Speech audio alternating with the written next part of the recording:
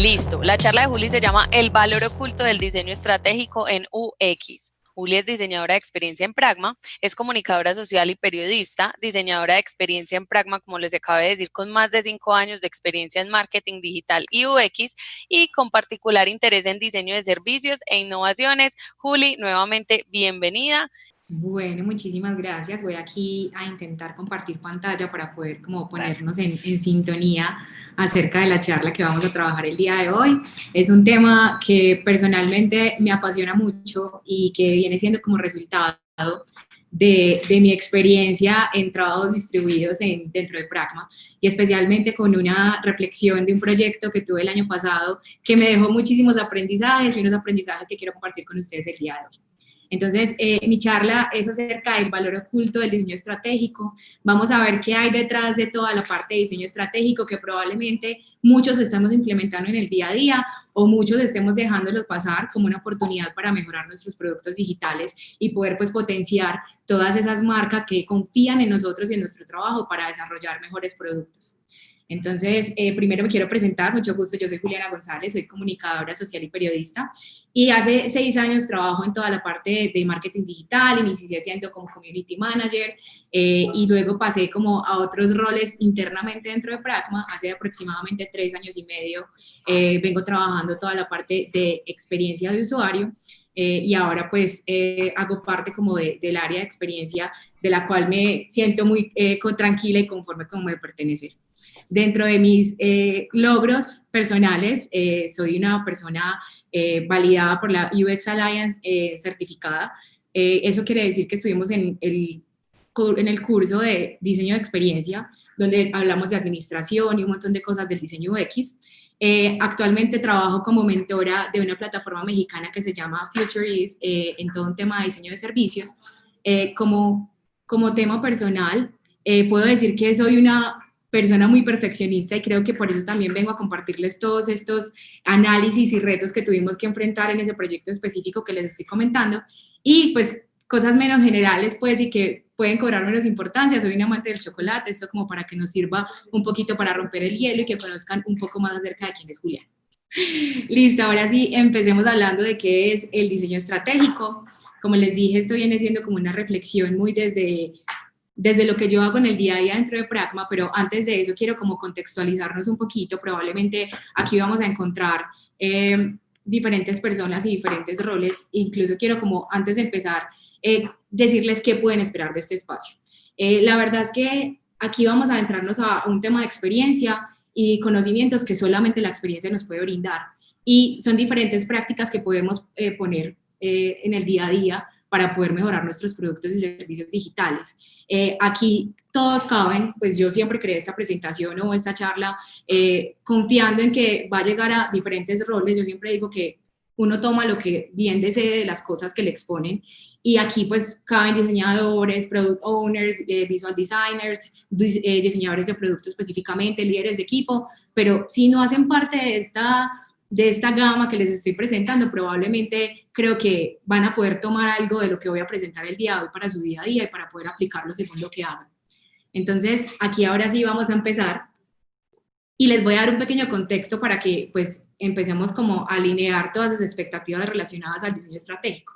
Actualmente, y creo que alrededor del día hemos venido escuchando en charlas que diseñamos pensando en las personas como centro. Y finalmente ese diseño como el de las personas como centro nos está permitiendo identificar diferentes comportamientos de nuestros usuarios, nos está permitiendo dilucidar qué es lo que ellos esperan de nosotros.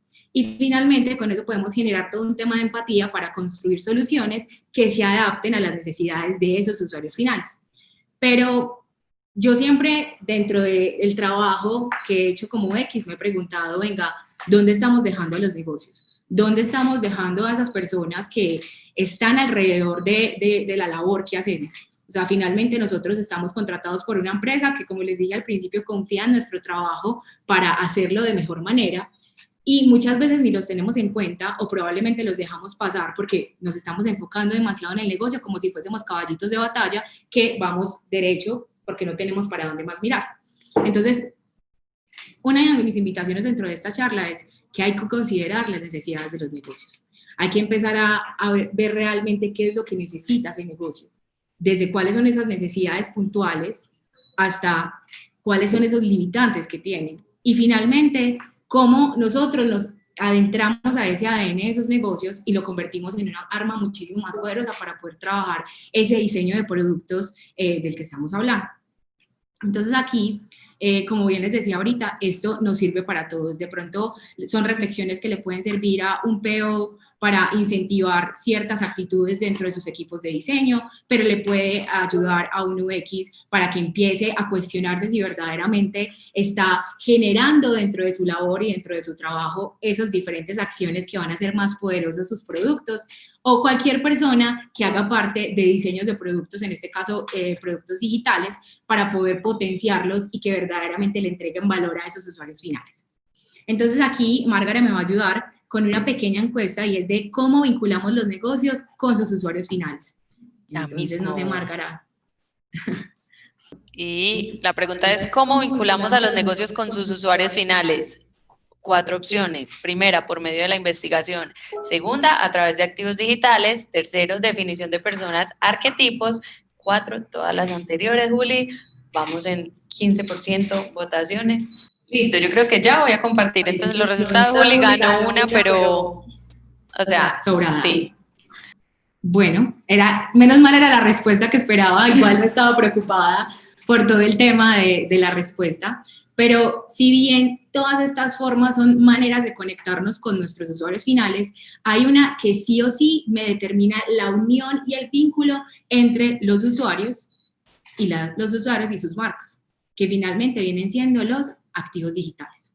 Los activos digitales son el medio por el cual yo vinculo los negocios con sus usuarios finales. No hay otra forma. Probablemente los arquetipos y las personas, la creación de personas, quedan como una base para la creación de esos activos. Pero acá en los activos es cuando existe una verdadera interacción entre la marca y las personas. Si hay alguien que piense diferente, pues bien nos puede dejar sus preguntas o sus comentarios en la cajita de preguntas o en el chat para que pues podamos conversarlo más adelante. Y acá quiero hacer como énfasis en algo importante, y es que cuando nosotros descubrimos que esos activos digitales tienen un montón de responsabilidad dentro de los negocios, empezamos a pensarlos de una manera muchísimo más ágil. Una manera muchísimo más ágil, ¿por qué? Porque ahí es la forma en la que yo voy a poder conectarme con esos usuarios y tengo que entregarles soluciones que verdaderamente les ayuden a arreglar la vida de esas personas que estamos atacando. Tienen que ser valiosos, ¿por qué? Porque si no son valiosos y no resultan dándole como en el clavo a la necesidad específica, pues probablemente mis usuarios lo van a querer desechar. Y a la larga tienen que ser responsables tanto con el negocio y con el usuario final para poder lograr esos objetivos de cada uno. Recordemos, chicos, que aquí la parte del negocio juega un papel muy importante porque nuestra responsabilidad dentro de lo que diseñamos está también en que ayudemos a mover esos KPIs o esos indicadores que la marca tiene, pero a la vez nos ayude a vincularnos mejor con los usuarios finales para poder tener como una mayor afiliación entre la marca y el negocio. Entonces, con esto, probablemente muchas personas van a decir como, eso es UX básico, temas de experiencia básico, diseño básico. Y sí, probablemente sí, pero la idea aquí es que tengamos ese contexto inicial para poder empezar verdaderamente a hablar del valor oculto del diseño estratégico. Aquí es donde tomamos forma basándonos en ese contexto que les hablé, donde yo digo que me preocupa mucho el tema de las empresas y empezar a vincular a las empresas muchísimo más en el proceso de diseño y dejar de pensar tanto en el usuario como centro. Si bien sigue siendo nuestro centro, pues tiene un montón de aliados a sus esquinas y a sus lados que pues nos van a ayudar a generar muchísimo mayor valor. Entonces, con eso les quiero contar, basada en mi experiencia, qué fue lo que descubrí específicamente del valor oculto del diseño estratégico. Esto, como les dije, no es algo que leí ni algo que escuché a alguien más, fue algo que fue como un análisis y una introspección al trabajo que yo he hecho durante casi 3 años en el tema de experiencia y cómo antes hacía mi trabajo y cómo lo hice en ese portal que les voy a comentar más adelante, que cambió de pronto un poquito mi perspectiva acerca de las labores que deberíamos cumplir dentro del diseño. Entonces aquí voy a ir con el valor número 1, chicos. Y el valor número 1 está enfocado en que no hay que saber de negocios. Yo no tengo que tener un posgrado, ni un PhD en negocios, ni tengo que ser administrador, ni tengo que ser negociador internacional. Simplemente tengo que entender el negocio. tengo que entender la base sobre la que me voy a parar para poder diseñar. E incluso creo que voy a hacer mención un poquito dentro de este segmento de más que saber de negocios es entender el negocio, a una charla que vimos en la mañana con Emerson que se llama Más que centrarnos en las personas. Y recuerden que, vamos como una cuñita, recuerden que las chicas van a estar compartiéndoles más adelante todas las memorias dentro de Academia Pragma para que pues se vinculen y se conecten con ese contenido por si de pronto les quedan un poquito de dudas en este segmento que voy a explicar. Entonces aquí, con el tema de más que saber de negocios es entender el negocio, es entender esa visión de hacia dónde vamos, y no es esa visión que vemos alrededor de los 5 años, sino la visión que vemos del producto que estamos diseñando a un futuro próximo, un futuro muy cercano. E incluso recuerden que nosotros trabajamos con todo un proceso de iteración y cómo esa iteración se va uniendo a nuestra visión de negocio para poder verdaderamente llegar y lograr esas metas que vemos desde nuestra visión. Necesitamos también tener todo un tema de contexto de negocio. El contexto de negocio lo que nos va a permitir es tomar mejores decisiones a la hora de diseñar. ¿Por qué? Porque probablemente habrán cosas que yo, dentro de mi creatividad y mi infinita forma de diseñar, logro proponer, pero probablemente el negocio no está alineado a esas formas de diseño o a esas cosas que yo quiero para poder apalancarme y lograr mejores resultados con mis usuarios finales. Entonces aquí hay que ser muy explícitos en que, venga, hay que sentarse con el negocio, hay que ver hacia dónde vamos, y eso retomo, por eso retomo lo que les decía al principio, y es que hay que sentarse con ellos y ver verdaderamente cuáles son sus dolores, cuáles son sus limitantes, cuáles son sus objetivos, cómo podemos verdaderamente nosotros ser ese amigo que los toma de la mano y los acompaña en esa toma de decisiones. Tenemos que tener un contexto de usuario. Yo creo que muchas de las personas que están aquí están inmersas en este mundo de contexto de usuario. Hay que verdaderamente saber el usuario hacia dónde va, hacia dónde está encaminado. Quisiéramos entender un poquito todos los días más de él, por eso hacemos talleres de co-creación, por eso vamos y los entrevistamos, por eso validamos nuestras ideas con ellos. Y no podemos perder eso de vista. Eso sigue siendo el usuario como centro, sigue siendo una de las partes más importantes de lo que hacemos.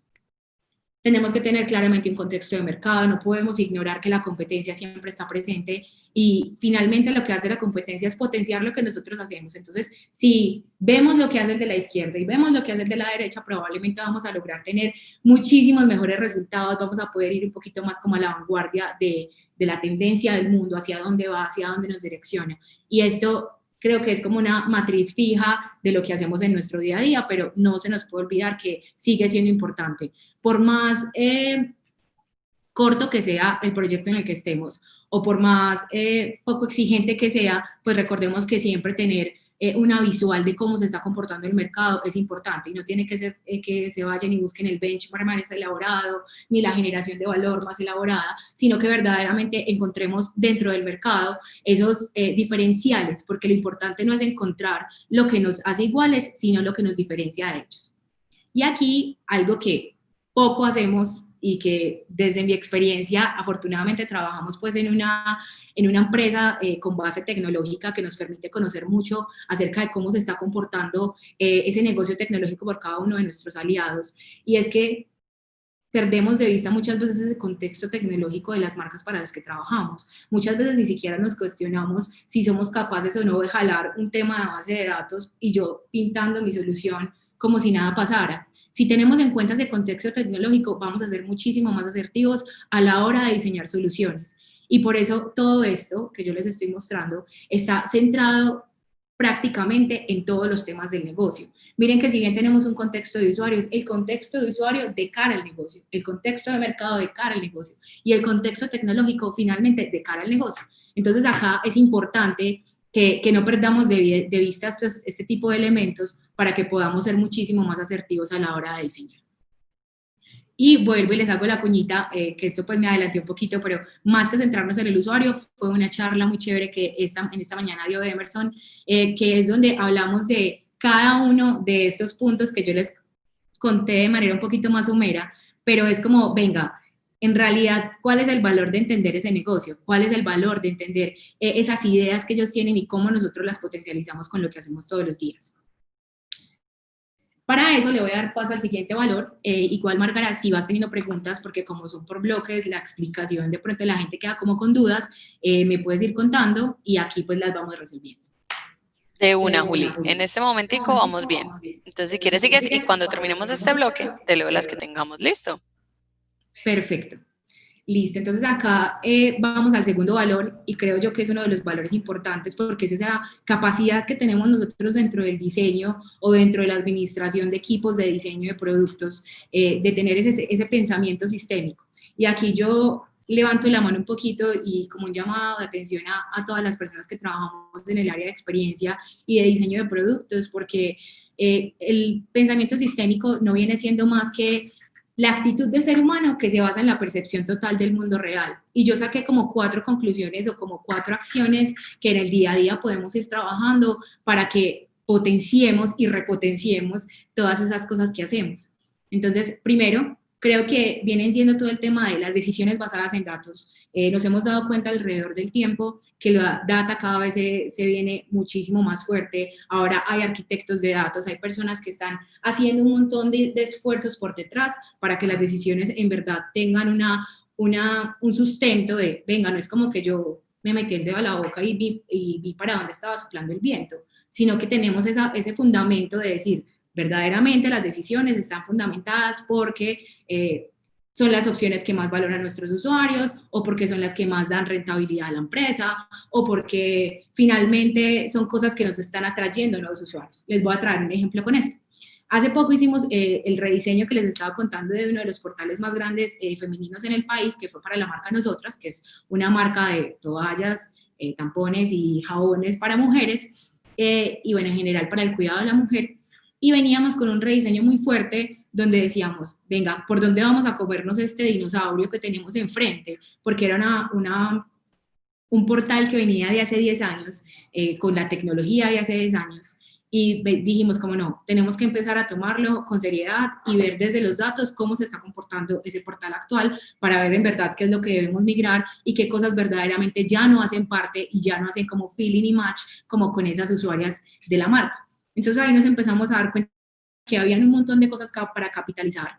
Habían muchas opciones que las usuarias aún utilizaban, aún teniendo un portal que se veía un poquito antiguo o viejo dentro de su look and feel. Y vimos otras opciones que verdaderamente no le estaban aportando absolutamente nada a la marca y que lo único que estaban generando era un sobreesfuerzo desde su base tecnológica y un sobreesfuerzo desde la parte de mercadeo para que la gente ni siquiera los utilizara. Entonces nos empezamos a dar cuenta que cuando empezábamos a priorizar basados en esos datos, éramos muchísimo más valiosos, no solamente para las usuarias finales, sino también para el negocio, porque el negocio, en verdad, dentro del análisis que hacía, se enteraba que estábamos alineados como con esos objetivos de marca y estábamos yendo hacia el mismo lado. A la larga, lo que nosotros buscamos cuando tenemos un trabajo, en este caso nosotros dentro de Pragma somos proveedores, tenemos todo un proceso de, venga, sentémonos y rememos hacia el mismo lado porque vamos a llegar más rápido si lo hacemos juntos. Entonces, esta es como una de las reflexiones que les dejo acerca del pensamiento sistémico que está basado en los datos para la toma de decisiones.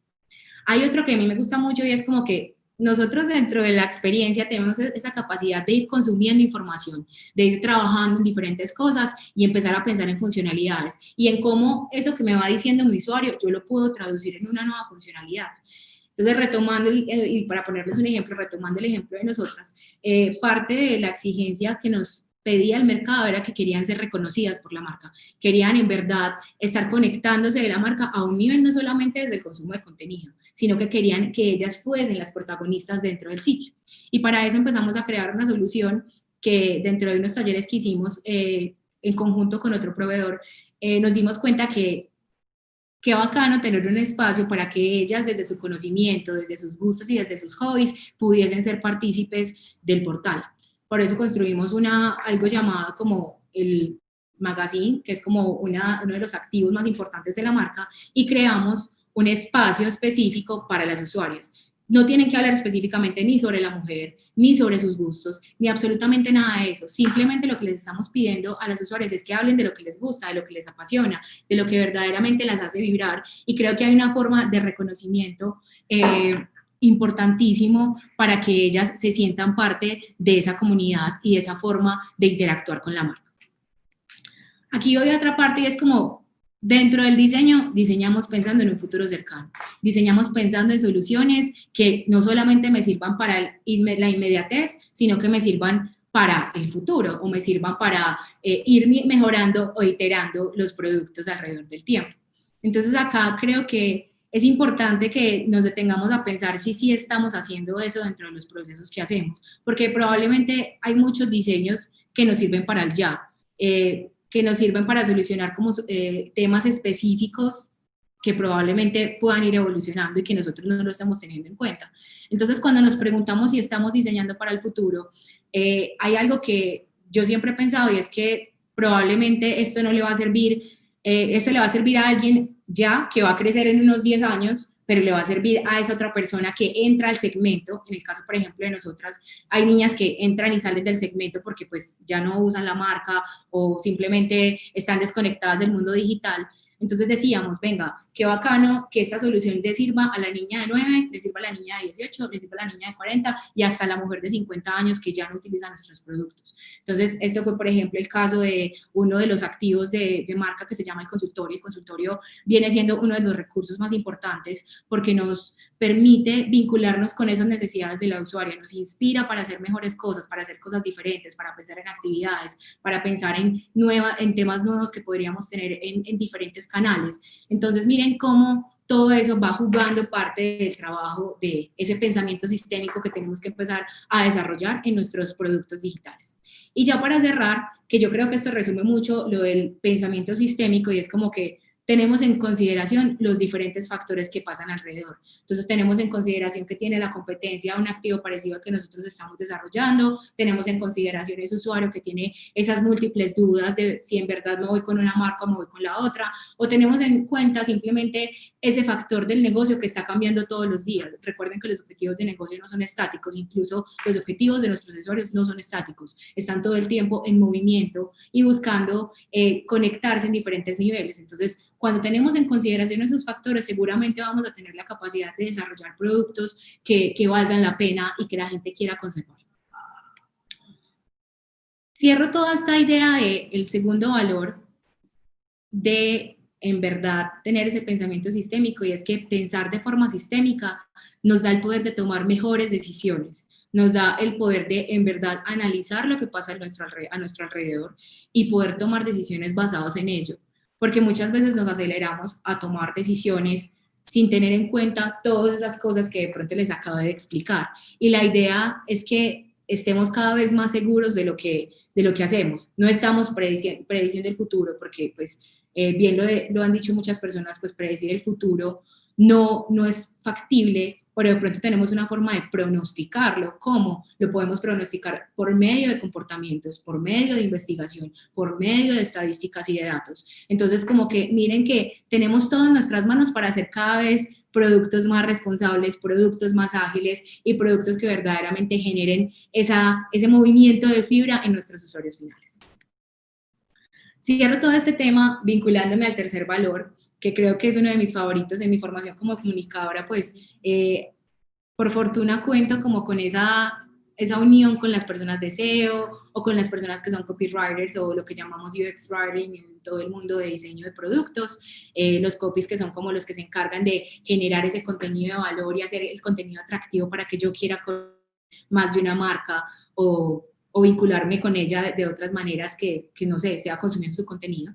Y el SEO, que es la persona que se encarga de que todo lo que hace ese copy y todo lo que nosotros hacemos por detrás del diseño de productos se vuelva viral, se vuelva algo que la gente pueda consumir porque está posicionada. Y entonces aquí voy con una reflexión, es que yo no soy la copy, yo no soy la SEO, pero sí hago parte de ser el orquestador de lo que pasa alrededor de toda la parte de contenidos. Y aquí pues voy a empezar en dos fases. Voy a hablar primero acerca del SEO y cómo el SEO se vincula con todo el tema de arquitectura de información y toda la gestión del producto. Y finalmente, para cerrar el valor número 3, voy a hablar de los copies y cómo todo el tema del UX Writing y eso va cobrando muchísima más importancia y relevancia dentro del mercado, dentro de los proyectos que desarrollamos. Entonces, primero me voy con una reflexión y es que, pues bien, el SEO no es solamente una cuestión de expertos. Claramente el SEO sí nos toma de la mano y nos acompaña, pero el desarrollo de los contenidos debería ser parte también de nuestra gestión. Pero no para que yo vaya y diga, voy a ir a escribir este artículo, no se trata de eso. Se trata más acerca de, venga, verdaderamente ese contenido sí está haciendo ese match que les estaba contando anteriormente con mis usuarios, sí verdaderamente se está conectando con cada uno de mis segmentos, está haciendo ver el valor de la marca por encima de simplemente el contenido. Entonces aquí es donde yo creo que tenemos que ser muy agudos a la hora y muy críticos a la hora de empezar a revisar todo el tema de los contenidos, porque no se trata de que simplemente funcione el SEO técnico y ya, entonces como que el SEO técnico es que estén muy bien el etiquetado HTML y yo me lavo las manos y me voy porque probablemente mi producto puede estar posicionado en los motores de búsqueda. No, no se trata solamente de eso. Se trata de empezar a capitalizar el contenido que la marca tiene. Específicamente, cuando hablamos de rediseños, en el caso, por ejemplo, de nosotras, veníamos de una marca que tenía alrededor de 1000 contenidos y decíamos, ¿por dónde vamos a empezar si son 1000 contenidos? Entonces empezamos con SEO a hacer un trabajo súper juicioso, venga, que está posicionado, que no está posicionado, cómo hacemos todo ese background, cómo utilizamos todo ese background que la marca tiene para verdaderamente empezar a impulsar lo que a la gente le importa. Y ahí nos dimos cuenta que hay mucho contenido que la gente valora, hay otros que supuestamente según la marca, hay muchos que la gente quería, pero verdaderamente no estaban siendo consumidos. Entonces tuvimos que empezar a hacer todo un refactoring de un montón de cosas para poder ser verdaderamente esos capitalizadores de contenido y poder no empezar desde cero, sino tener como una línea de meta un poquito más cercana, porque pues empecé desde la mitad y no desde el principio. Pero, por ejemplo, también nos ha pasado con proyectos nuevos. Y es que, si bien yo no tengo la capacidad de capitalizar el contenido porque es algo que no existe, sí tengo la capacidad de empezar a identificar, según ese segmento de usuarios, cuáles son esas cosas que la gente valora, si son esas palabras claves con las que la gente me busca, si en realidad mi producto sí está asociado a unos temas o no. Entonces, como que ahí vamos empezando a conectarnos un poquito más con la realidad de las personas y lo que quieren. Tenemos algo también relacionado con el SEO y la arquitectura de información. Hace poco hablaba con uno de los CEOs de Pragma, que es el líder, y conversábamos acerca de eso, y es que qué tan cerca estamos de verdaderamente generar una arquitectura de información que esté apta para motores de búsqueda.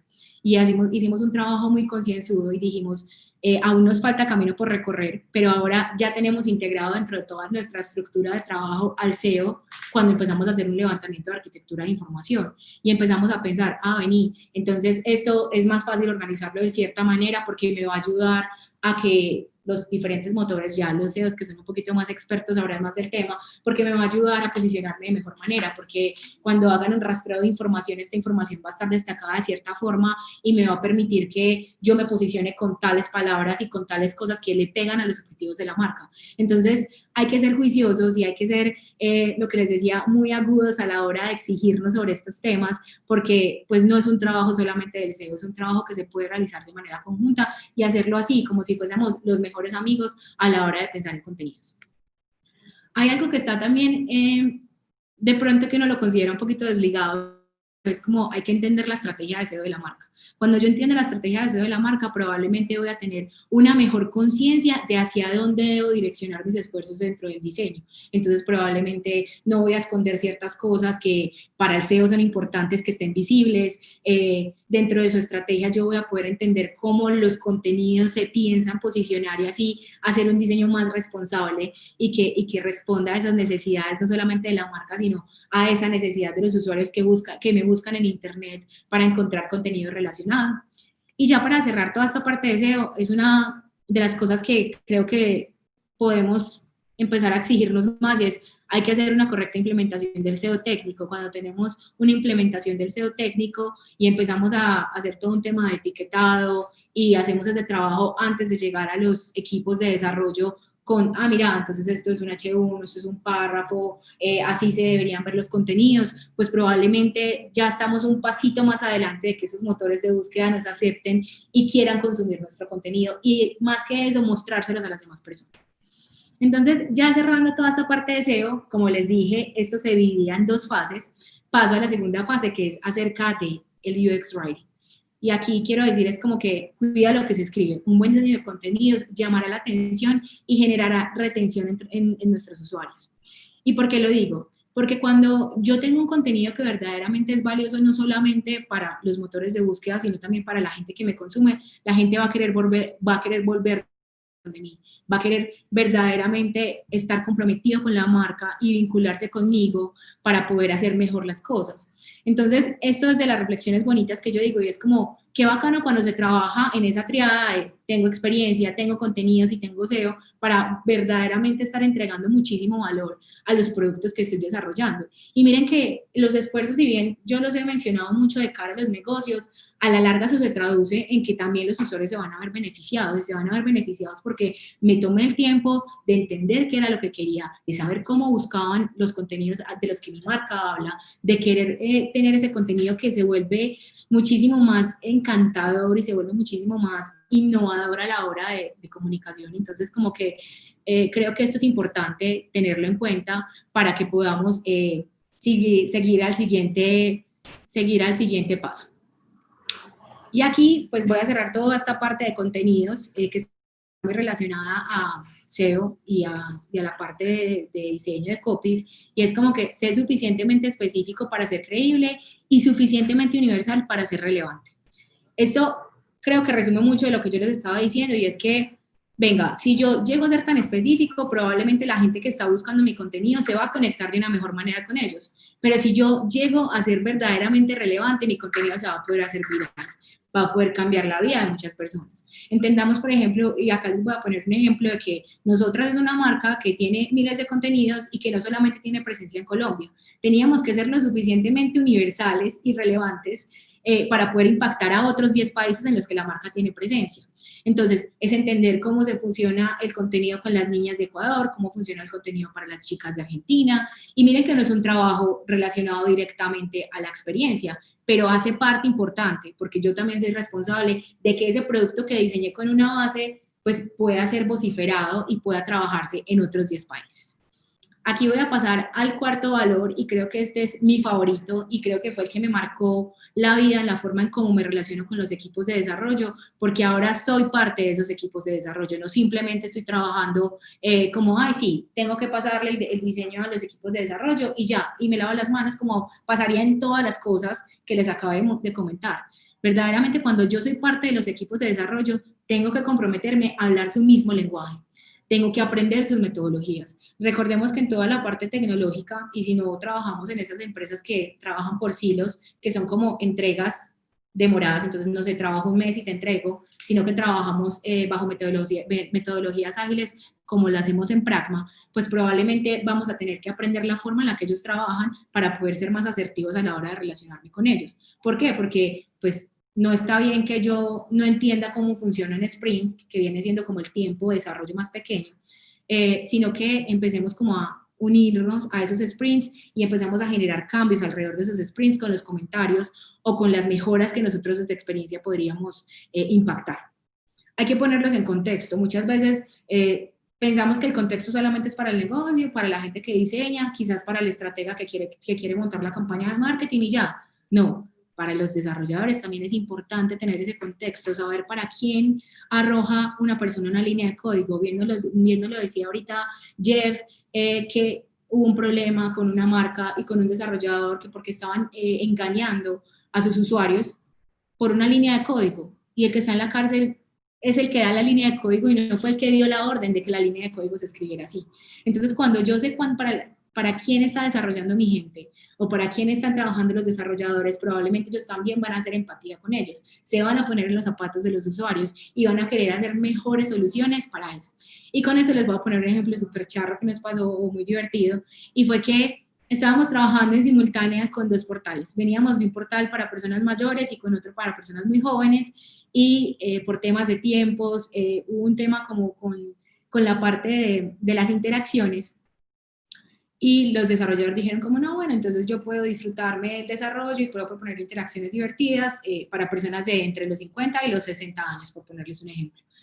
Y empezaron a hacer unas interacciones que uno decía, una persona de 50, 60 años difícilmente va a entender por qué esto se mueve de esta manera y no al contrario.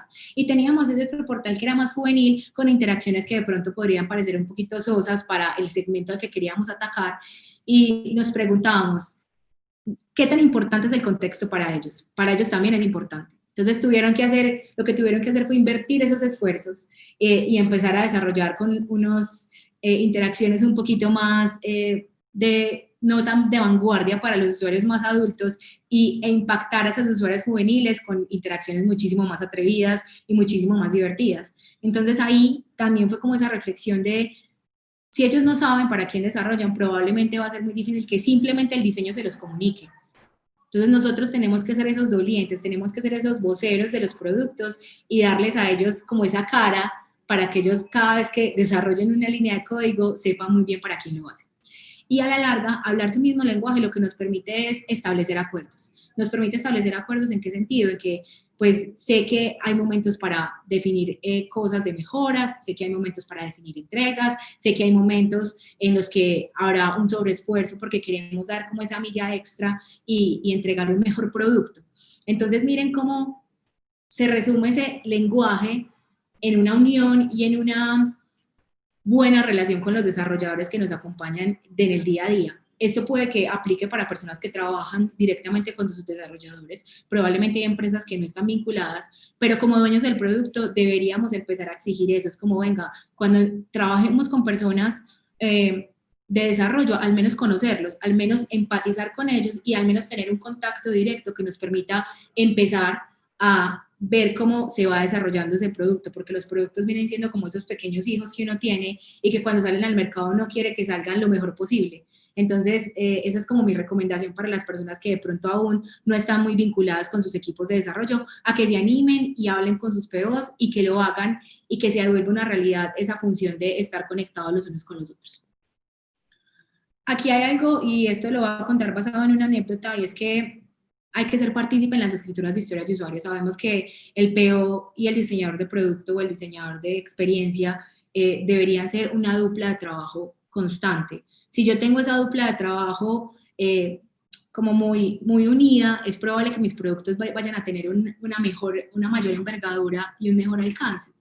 Entonces aquí les voy a contar una historia porque yo nunca había escrito historias de usuario en mi vida y en el proyecto que les conté de nosotras me tocó hacer las veces de escritora de historias de usuario. Para quienes no saben, las historias de usuario son la mínima expresión del desarrollo de una funcionalidad.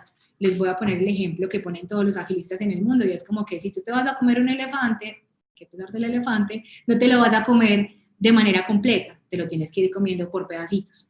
Entonces, así, por pedacitos, nosotros vamos desarrollando las funciones. Entonces, no vamos a desarrollar un home completo, vamos a empezar a desarrollar ciertas funciones del home.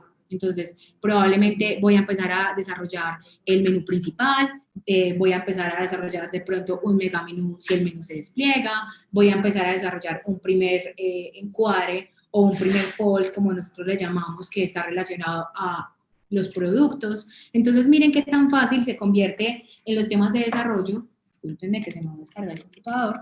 ¿Qué tan valioso se vuelve eso en los equipos de desarrollo de escribir esa pequeña historia de usuario que me está resumiendo ese pequeño esfuerzo? Entonces aquí, retomando mi historia, yo nunca había escrito historias de usuario, yo nunca había sido partícipe de equipos de desarrollo de manera muy inmersa y me di cuenta que sí era necesario acompañar a la escritura de historias de usuario. ¿Por qué? Porque nosotros desde el desarrollo de productos y desde lo que tenemos en la cabeza podemos llegar a ser altamente descriptivos. Aquí les voy a poner un ejemplo, no queriendo decir, y si hay algún pego por aquí conectado, no se ofendan, simplemente creo que es un buen ejemplo para que lo veamos de manera gráfica, y es como, estos son los definition of done o los acuerdos con los que sí o sí esa historia de usuario tiene que quedar. Esas son las funcionalidades con las que la historia de usuario debe quedar. Entonces, esto es descrito por un UX, en este caso, literalmente es un ejemplo real. Esta es una historia de usuario que escribí yo, y esta fue una historia de usuario que escribió uno de mis PO. Y yo decía, bueno, para mí era la mejor historia de usuario porque nunca la había escrito. Y tenía muchos problemas con los desarrolladores porque los desarrolladores simplemente me decían como, ¿qué es esa exageración? Pues es que eso yo lo veo en el diseño. Hasta que después de que salimos de todo este proceso de desarrollo y ya pasé por otros proyectos y mis desarrolladoras que trabajaron conmigo en el proyecto de nosotras estuvieran en otros proyectos, un día cualquiera un desarrollador me escribió por WhatsApp y me dijo esto: nadie refina historias de usuario como usted, no las valora en su momento. Y para mí eso valió oro, eso fue como si me hubiese graduado ese día de casi que de Scrum Master, y yo dije como, oh my God, ¿qué es esto? Para mí estas son las cosas que verdaderamente valen la pena porque realmente logré vincularme con las personas que desarrollan los productos. Porque sí, yo hago la generación, la estrategia, cómo funcionan, pero quien les da vida verdaderamente son estas personas que están tirando líneas de código. Entonces, cuando yo me vinculo a estos niveles con ellos, probablemente ellos van a haber valorado mi trabajo. Y esto yo no lo pongo por decir que escribo las mejores historias de todo el mundo. Lo pongo porque es el resultado de ese trabajo de hablar su mismo lenguaje, de establecer acuerdos, de entablar una mejor relación con ellos y de ser cada vez más específicos a la hora de describirles qué es lo que necesitamos nosotros para convertirlo en el producto que van a utilizar nuestros usuarios finales y que va a conectar a esos usuarios finales con nuestros negocios. Aquí algo para valorar, que creo yo que es de las cosas importantes, y es que hay que testear y volver a testear. Seamos los primeros y últimos testers de los productos que diseñamos.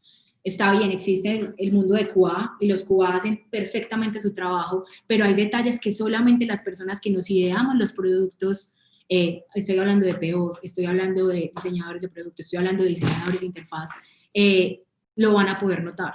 Entonces, miren qué tan importante es valorar esos procesos y esos esfuerzos para que nuestros productos sean cada vez mejores. No quiero decir que vamos a salir con productos perfectos. Recuerden que la perfección en el mundo digital y en toda la estructura que nosotros manejamos no existe, pero sí cada vez nos podemos acercar a tener mejores productos para que nuestros usuarios finales se sientan cada vez más complacidos.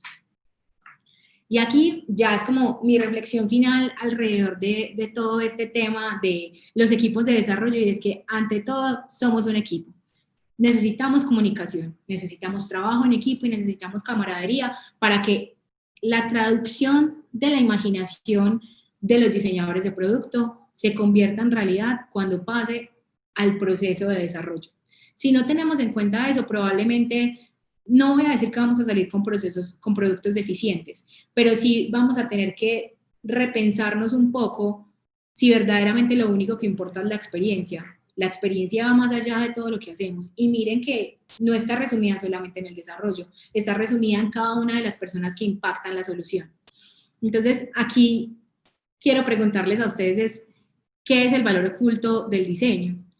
Y probablemente acá no hay una encuesta ni hay ninguna forma de que ustedes me lo puedan decir, pero yo les voy a dar mi conclusión, que es algo que pensé mucho antes de hacer la presentación, y es que para mí el valor oculto del diseño simplemente es igual a la sumatoria de valores agregados.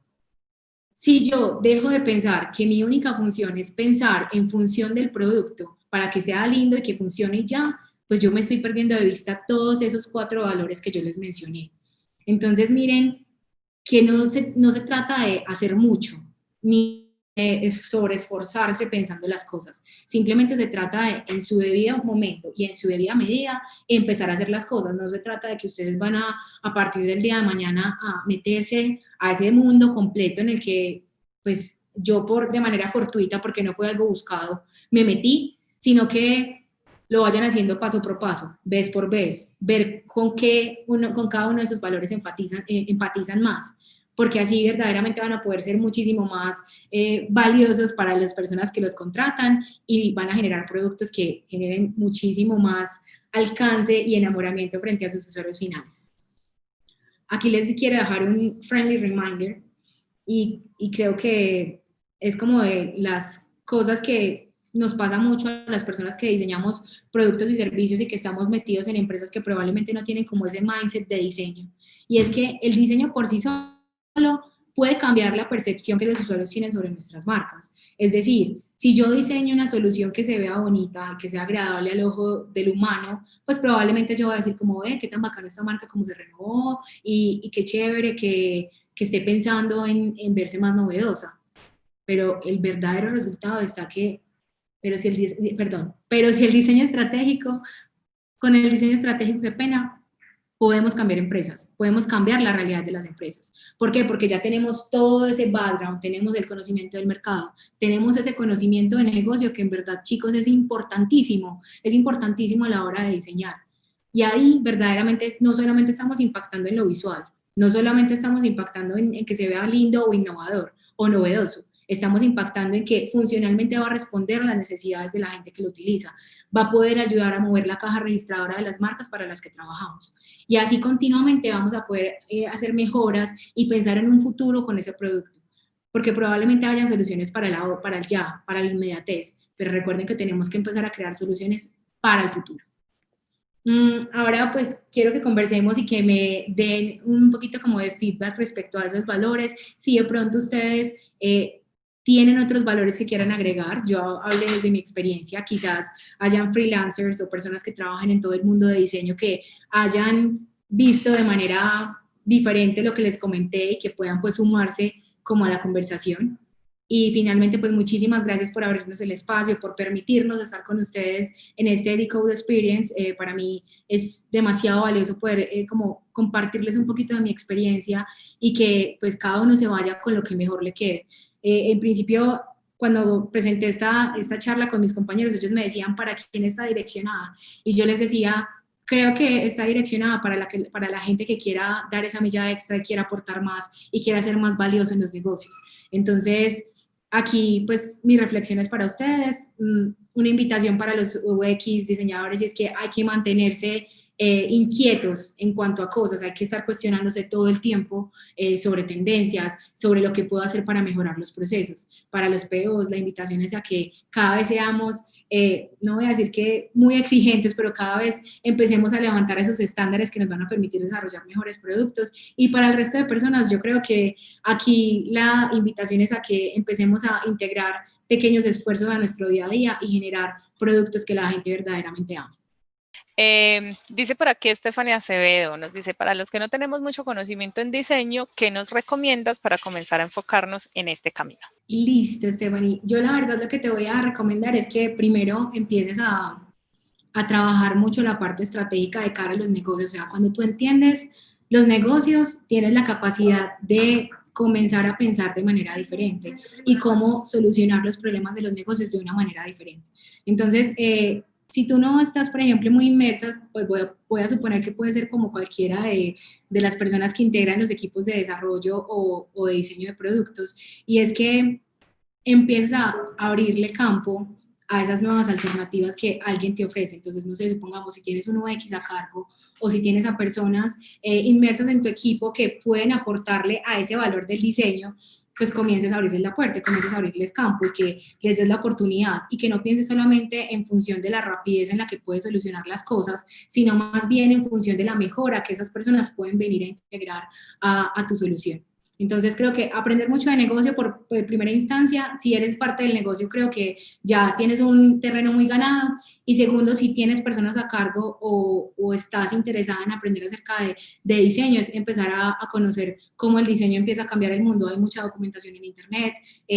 Aquí específicamente en Pragma, en Academia, tenemos diferentes artículos que hacen referencia al diseño visto no solamente desde el diseño, sino desde la función de empresa tecnológica.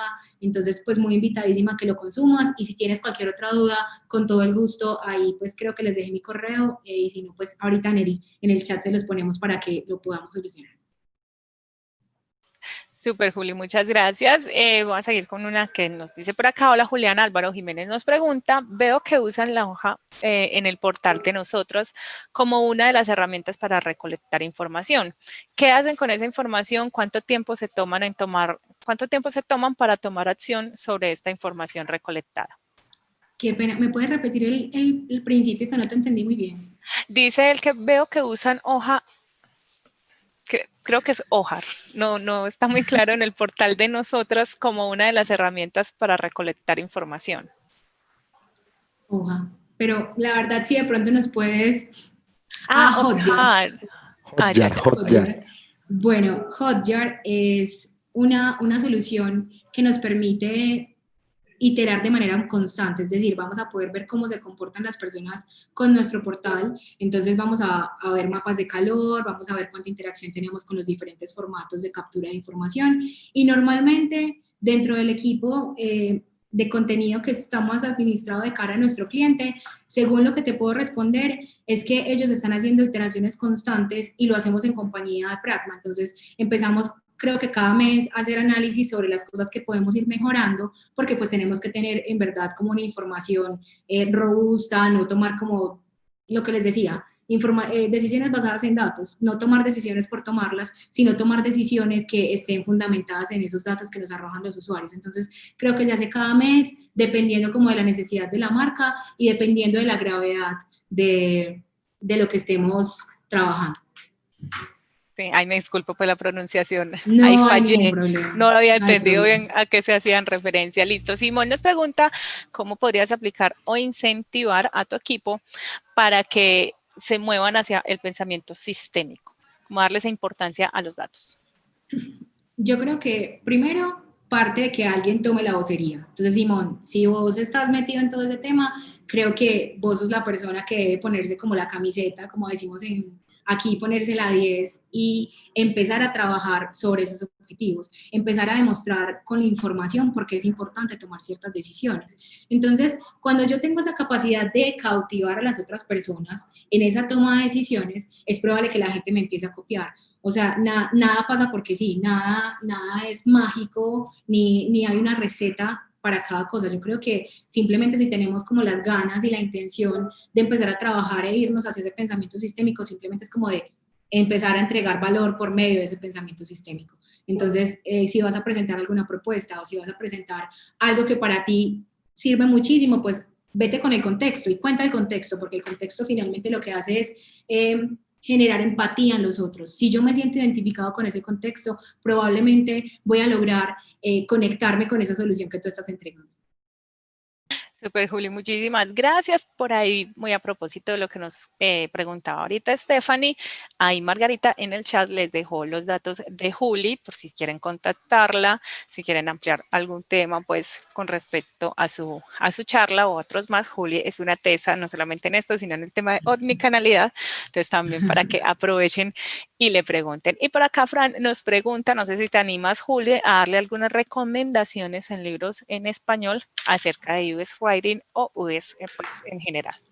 Si tienes pues algo. Mira, yo hace poco, o sea, hace aproximadamente 6 meses empecé como con mucha duda respecto al tema del UX Writing, porque pues mi pasión va más hacia el diseño de producto, pero te puedo recomendar un libro de una argentina que se llama UX Writing en español, y pues esta mujer ha logrado, incluso te debo el nombre de la persona, ellas tienen incluso podcast y tienen información relacionada en LinkedIn sobre UX Writing, sobre cómo empezar a crear esos contenidos para que el UX cobre muchísimo más sentido. Entonces, como que ese es como el que te puedo recomendar en este momento que tengo como memoria, pero probablemente si me dejas tus datos, con todo el gusto te puedo compartir bibliografía o bibliografía de lo que he encontrado alrededor. Incluso creo que hay un blog en Medium que puedes ir consultando sobre UX Writing, ahí también escriben muchísimo sobre este tema, si estás interesado y te gusta.